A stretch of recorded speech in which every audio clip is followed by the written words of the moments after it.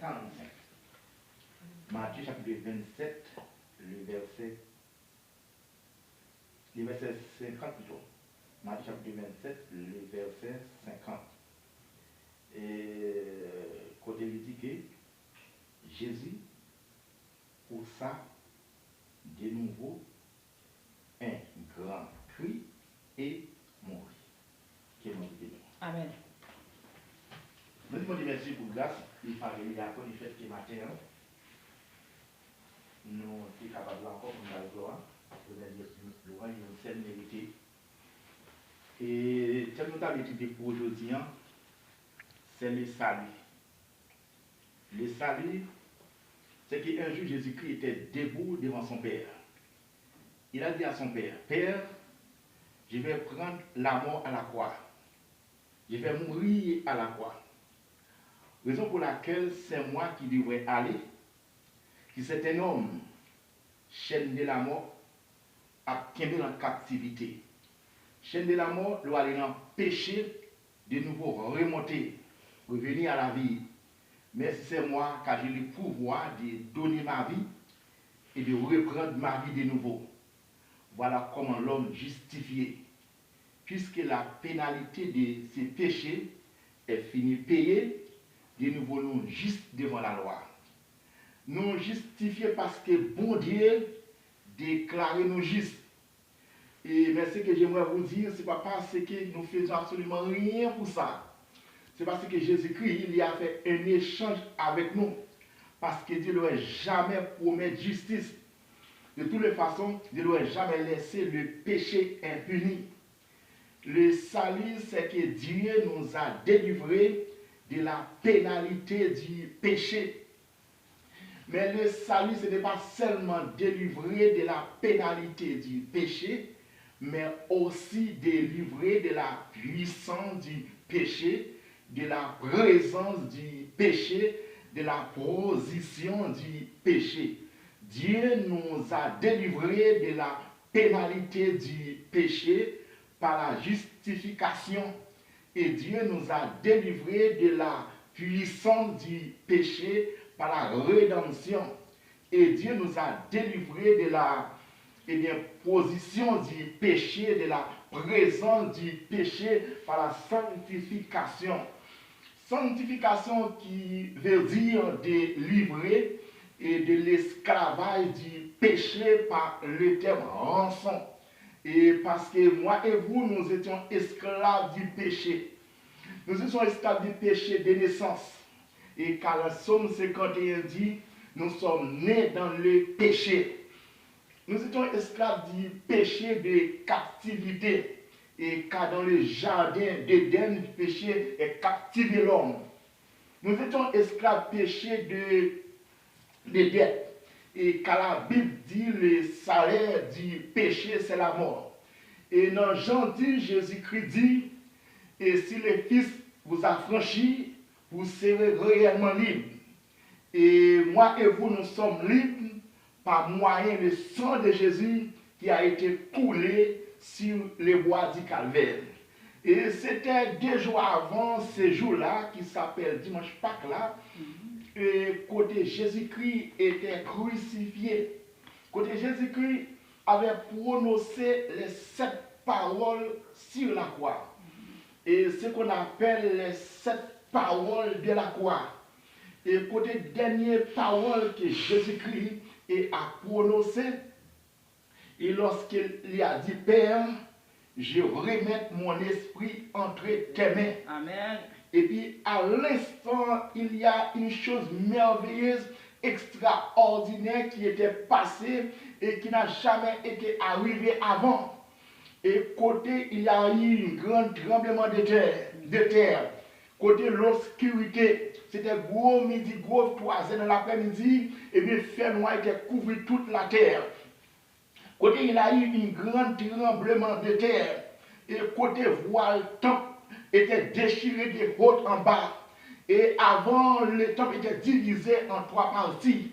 Les parvis, lieux saints et lieux très saints.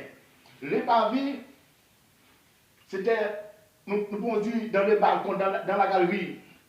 Les saints, il était saint, laissez ce côté les peuples qu'on toujours réunis pour prier.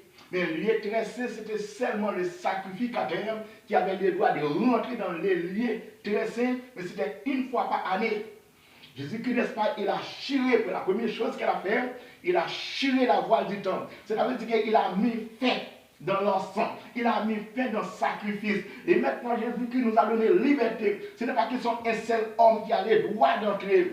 Vous et moi, nous avons le droit, l'autorité d'entrer dans le temple, entrer dans l'église, entrer dans l'assemblée pour adorer mon Dieu à l'heure que vous voulez, quand vous voulez. Il n'y a pas qu'un seul homme qui a le contact à Dieu. Dieu parlait à tous, à l'heure qu'il veut, à la personne qu'il veut, sans que les parents disent compte à personne.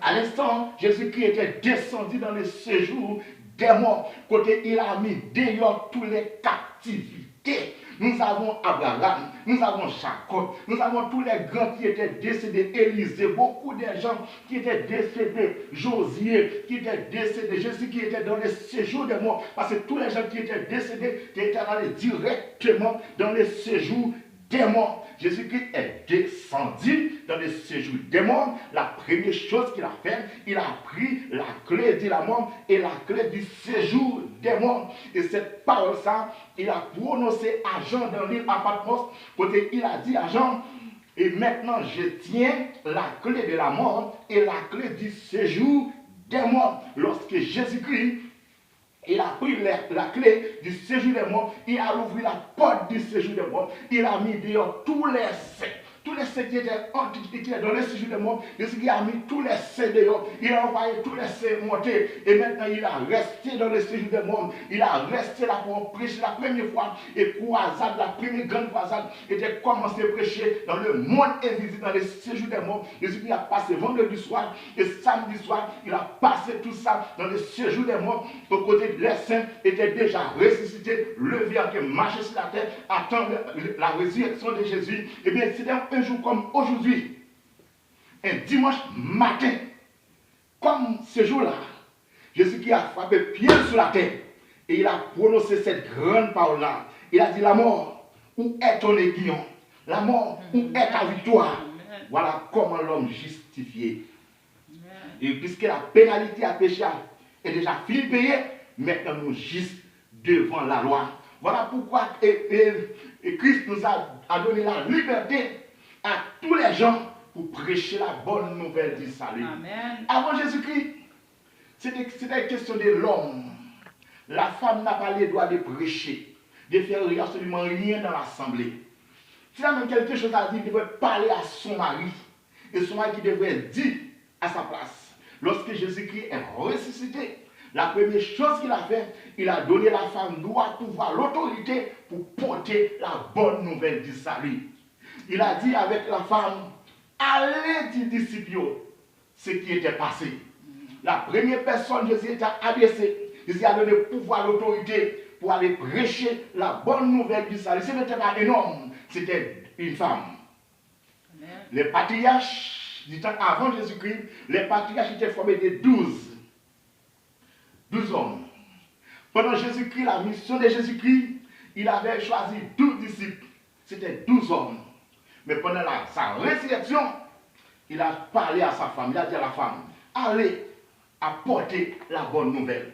Maintenant, ce n'est pas une question de femme ni homme, c'est une question de tout le monde qui doit prêcher l'évangile. Amen. Quelle que soit tes femmes ou des garçons, ou ces femmes, c'est marier pour porter la bonne nouvelle du salut. Amen. Si quelqu'un ou l'église t'a dit, puisque vous ces femmes, ou pas de doit prêcher, l'église sont acquittée parce que le Saint-Esprit pas grand contrôle l'église. C'est pas une question de femmes, c'est une question de Saint-Esprit, puisque ce n'est pas homme seulement qui recevra la puissance de l'Esprit, femme recevra le pouvoir, l'autorité, même plus que les hommes. Voilà pourquoi nous tous, nous avons la liberté pour prêcher la bonne nouvelle du salut. Avec qui? Avec le sang de Jésus. Grâce avec qui? Grâce avec Jésus qui a été crucifié, mouru, maltraité et ressuscité pour sauver l'humanité. Amen. Ce dimanche-là, et voilà pourquoi si quelqu'un vous posez cette question-là, pourquoi vous adorez dimanche? Pourquoi vous n'adorez pas le samedi? Vous avez toute la liberté de répondre que samedi c'était un jour de tristesse, vendredi c'était un jour de tristesse, Samedi, c'était un jour de tristesse. Mais dimanche, c'est un jour de la victoire. Amen. Jour de la triomphe. Parce que vendredi, Sauvé était dans l'agonie. Souffrir, maltraité, crucifié, mourir. Samedi, c'était un jour de tristesse. Mais dimanche matin, c'était un jour de triomphe de la joie. Parce que notre Sauveur, il est ressuscité. Amen. Amen. Et tandis que c'est seul homme qui est capable de camper, qui tient debout pour conjuguer la mort au passé. Nous avons entendu souvent parler des grands, des Dessalines, Pétion, parler des grands de François Mitterrand, des grands, Martin Luther King, des grands. Les gens, pas tout le monde parler des grands qui étaient et qui n'ont plus existé. Mais depuis plus de 1000 ans, nous entendons parler d'un homme qui s'appelle Jésus, qui était mort, et maintenant il est vivant, et il est vivant au siècle des siècles. Amen. Voilà pourquoi, mes bien-aimés, il est bon pour adorer, louer le nom de Jésus. Nous avons tous les droits pour les dimanches, pour nous ouvrir la porte de l'église pour adorer le Seigneur. Ce n'est pas seulement les dimanches. Lundi, mardi, quel que soit l'âge, moment, que vous trouvez la possibilité, vous voulez donner gloire à le Seigneur. Adorer le Seigneur à chaque heure, à chaque minute, à chaque seconde. Mais les dimanches, c'est le jour de la victoire, le jour de la triomphe, pour les chrétiens réunis, présents pour adorer le Seigneur. Amen. Si quelqu'un vous pose cette question, pourquoi vous n'adorez pas les samedis? Mais je ne peux pas l'adorer les samedis, parce que les samedis, c'était un jour de tristesse. Mais le dimanche, c'est un jour de triomphe de la joie. Le salut, c'est que Dieu nous a délivrés de la pénalité du péché, de la puissance du péché, de la position du péché. Et maintenant, que nous devons faire?